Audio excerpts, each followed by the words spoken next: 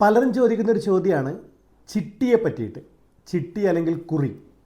പല ആൾക്കാർക്കും ഏറ്റവും താല്പര്യമുള്ള ഒരു ഇൻവെസ്റ്റ്മെൻറ്റ് മെത്തേഡാണ് ആക്ച്വലി ചിട്ടി അഥവാ കുറി എന്ന് പറയുന്നത്. ശരിക്കും ഒന്ന് ആലോചിച്ച് നോക്കുക, ചിട്ടിയുടെ പ്രാധാന്യം. നമുക്ക് ചിട്ടി എന്താണെന്നൊന്ന് നോക്കാം. ചിട്ടിയെപ്പറ്റി പറയുമ്പോൾ സ്വാഭാവികമായിട്ടും നമുക്ക് വേണമെങ്കിൽ രണ്ട് തരത്തിൽ ചിട്ടികളുണ്ട്. ഒന്ന്, കുറച്ച് ആൾക്കാർ കൂടിയിട്ട് നടത്തുന്ന ചിട്ടിയിൽ നമ്മൾ വിളിച്ച് ചിട്ടി ആ ഒരു എമൗണ്ട് വാങ്ങുന്നു. അതായത് നമ്മൾ ചിട്ടി തുക നമ്മൾ വിളിച്ചെടുക്കുക എന്ന് പറയും. അപ്പോൾ നമ്മൾ വിളിച്ചെടുക്കുമ്പോൾ സംഭവിക്കുന്ന കാര്യം എന്താണ് എന്ന് ചോദിക്കുകയാണെങ്കിൽ, നമ്മുടെ ആവശ്യമുള്ള ഒരു പണം നമ്മൾ ആദ്യം മനസ്സിൽ കണ്ട ശേഷം നമ്മൾ ആ ഒരു എമൗണ്ടിൽ ആ പണത്തിൻ്റെ വിളി അവസാനിപ്പിക്കാൻ വേണ്ടിയിട്ട് ശ്രമിക്കുകയാണ് ചെയ്യുക. അതായത് ഇപ്പോൾ ഒരു 10 ലക്ഷം രൂപയുടെ ഒരു ചിട്ടിയുണ്ട്. അതിൽ വിളിക്കാൻ തുടങ്ങുമ്പോൾ സ്വാഭാവികമായിട്ടും അതിനൊരു ഒരു കോമ്പറ്റീറ്റർ ഉണ്ടാവും. ആ കോമ്പറ്റീറ്ററും ഇതേപോലെ തന്നെ വിളിക്കുന്നുണ്ടാവും. അത് വേണമെങ്കിൽ ചില ആൾക്കാർ 1 ലക്ഷം രൂപ വിളിക്കുന്നു. അങ്ങനെയാണെങ്കിൽ ആ വ്യക്തിക്ക് ആ ഒരു എമൗണ്ടിൽ കിട്ടുകയാണെങ്കിൽ 9 ലക്ഷം രൂപയാണ് ആ വിളിച്ച എമൗണ്ട് കഴിഞ്ഞ ശേഷം 9 ലക്ഷം രൂപയാണ് കിട്ടുന്നുണ്ടാവുക. അപ്പോൾ അങ്ങനെയാവുമ്പോൾ സ്വാഭാവികമായിട്ടും നമുക്കൊരാവശ്യത്തിന് ഒരു കാശ് കിട്ടുക എന്ന് പറയുന്ന ഒരു കാര്യം ഇവിടെ നടക്കുന്നുണ്ടാവും. ഇനി നേരെ മറിച്ച് വേറൊരു തരത്തിലുള്ള ചിട്ടികളുണ്ട്. അത് പലപ്പോഴും നറുക്കിലൂടെയാണ് ആൾക്കാരെ അല്ലെങ്കിൽ ആ ഒരു മാസത്തെ ചിട്ടിയുടെ വിജയിയെ പ്രഖ്യാപിക്കുന്നുണ്ടാവുക. അവിടെ എത്ര പേരാണോ ആ ആൾക്കാരെല്ലാം കൂടി ഒരു നിശ്ചിത തുക നമ്മൾ അവിടെ ചിട്ടി എമൗണ്ടായിട്ട് അടക്കുന്നു. ആ ആൾക്കാരിൽ നിന്ന് തിരഞ്ഞെടുത്ത വ്യക്തികൾക്ക് ഓരോ മാസവും ആ ഒരു ചിട്ടി തുക വിതരണം ചെയ്യുന്നു. ഈ രീതിയിലും ചെയ്യാറുണ്ട്. ഇതിൽ ആദ്യം പറഞ്ഞ രീതിയിലാവുമ്പോൾ ഡിവിഡൻഡ് എന്ന രീതിയിലാണ് നമുക്ക് ലാഭമുണ്ടാവുക. അതായത് ഒരു എക്സാമ്പിളായിട്ട് 10,000 രൂപയാണ് നമ്മൾ 10 ലക്ഷം രൂപയുടെ ചിട്ടിക്ക് അടക്കേണ്ടതെങ്കിൽ അത് 100 തവണകളായിട്ടാണ് നമ്മൾ അടക്കാൻ വേണ്ടിയിട്ട് ഉദ്ദേശിക്കുന്നതെങ്കിൽ, വിളിക്കുന്ന ചിട്ടികളാണെങ്കിൽ സ്വാഭാവികമായിട്ടും ആ അടയ്ക്കേണ്ട തുക 10,000 രൂപ ഉണ്ടാവില്ല. മറിച്ച് ഒരു 9,000 അല്ലെങ്കിൽ 8,500 അല്ലെങ്കിൽ 9,500, അതായത് 10,000 രൂപയിൽ താഴെയുള്ള ഒരു എമൗണ്ട് ആയിരിക്കും ഈ പറയുന്ന ചിട്ടിയുടെ ഉടമകൾ പേയ്മെൻറ്റ് ചെയ്യേണ്ടി വരുന്നുണ്ടാവുക.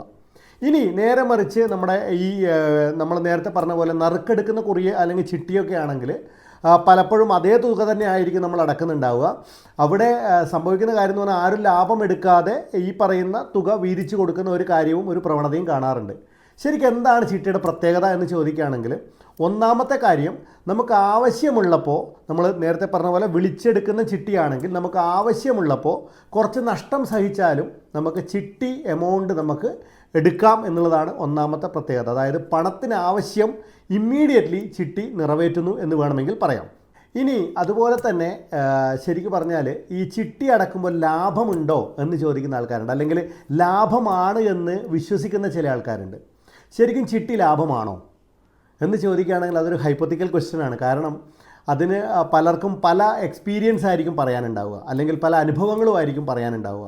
പക്ഷേ ശരിക്കും ഫിനാൻഷ്യൽ ആസ്പെക്റ്റ് വെച്ച് നമ്മൾ കൈകാര്യം ചെയ്യുകയാണെങ്കിൽ ചിട്ടിയിൽ വലിയ രീതിയിലുള്ള സാമ്പത്തിക ലാഭമൊന്നുമില്ല എന്ന് നമുക്ക് പറയാൻ പറ്റും. ഒരു ഉദാഹരണമായിട്ട് പറയാം. 10,000 രൂപ നമ്മൾ മാസാമാസം ഒരു ചിട്ടിയിൽ നിക്ഷേപിക്കുന്നു. 100 മാസത്തെ തവണകളാണ് അതിനുള്ളത് എന്ന് കരുതുക. അങ്ങനെയാണെങ്കിൽ 10 ലക്ഷം രൂപയായിരിക്കും ആ ഒരു ചിട്ടി തുക എന്ന് പറയുന്നുണ്ടാവുക. ഇനി അത് വിളിച്ചെടുക്കുന്നതാവാം, അല്ലാത്ത രീതിയിലും ആവാം, എങ്ങനെ വേണമെങ്കിലും ആവാം. ഒന്ന് ആലോചിച്ച് നോക്കുക. വിളിച്ചെടുക്കുകയാണെങ്കിൽ ഏകദേശം ഒരു 8 ലക്ഷം രൂപ മുതൽ ഒരു 9.5 ലക്ഷം രൂപ വരെയാണ് സാധാരണയായിട്ട് വിളിക്കുന്ന വ്യക്തികൾക്ക് കിട്ടുന്നുണ്ടാവുക. അല്ലെങ്കിൽ ഏറ്റവും അവസാനത്തേക്ക് മാറ്റി വെക്കേണ്ടതായിട്ട് വരും. അപ്പോൾ ഈ 8 ലക്ഷം രൂപയ്ക്കും 9.5 ലക്ഷം രൂപയ്ക്കും ഉണ്ടാവുന്ന ഒരു ലാഭം, അല്ലെങ്കിൽ ആ ഒരു എമൗണ്ടാണ് ചിട്ടി വിളിക്കുന്ന വ്യക്തിക്ക് കിട്ടുന്നതെങ്കിൽ ഒന്ന് മനസ്സിലാക്കുക, ടോട്ടലായിട്ട് ആ വ്യക്തി ഏകദേശം അത്രത്തോളം തന്നെ ഡിവിഡൻഡ് കഴിഞ്ഞ് ബാക്കിയുള്ള തുകയായിട്ട് അടക്കുന്നുണ്ടാവും. അതായത് പ്രത്യേകിച്ച് കച്ചവടക്കാർ, അതുപോലെ ഒരു എമർജൻസി ആവശ്യത്തിന് വേണ്ടി ചിട്ടി ചേരുന്ന ആൾക്കാർ, ഇവർക്കൊക്കെ ചിട്ടി അനുയോജ്യമാണ് എന്ന് വേണമെങ്കിൽ പറയാം. ഇനി നേരെ മറിച്ച് നിങ്ങളിങ്ങനെ ഒന്ന് ആലോചിച്ച് നോക്കുക. പല ആൾക്കാരും ചിട്ടിയിൽ ചേരുന്നത് ഒരു സമ്പാദ്യം എന്ന രീതിയിലാണ്. അങ്ങനെയുള്ള വ്യക്തികളാണെങ്കിൽ അവർക്ക് ഈ പറയുന്ന ചിട്ടി ഗുണകരമാണോ, ആദായകരമാണോ എന്ന് ചോദിക്കുകയാണെങ്കിൽ ഉറപ്പിച്ച് പറയാം, അവർക്ക് ചിട്ടി ശരിക്കും അതിൻ്റെ പ്രയോജനം ലഭിക്കുന്നില്ല എന്ന് വേണമെങ്കിൽ പറയാം.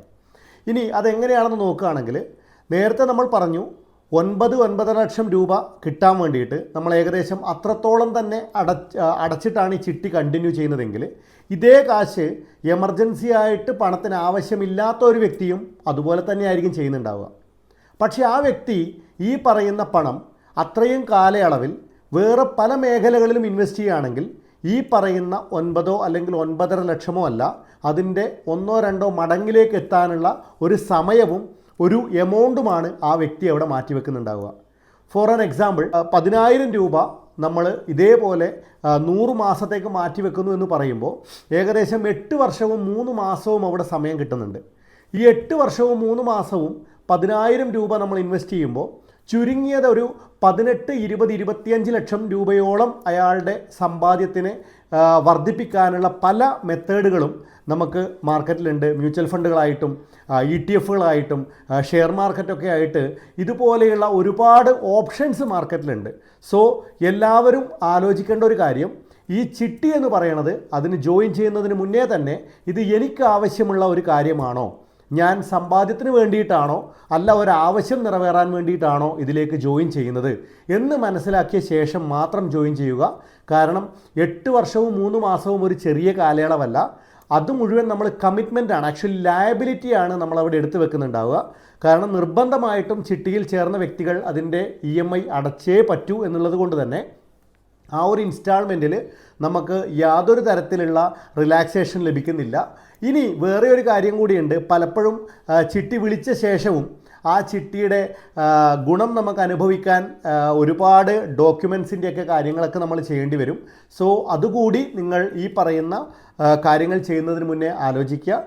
സോ തീരുമാനം നിങ്ങളുടേതാണ്, അതിനു മുന്നേ അവനവൻ്റെ ആവശ്യം കൂടി പരിഗണിക്കുക.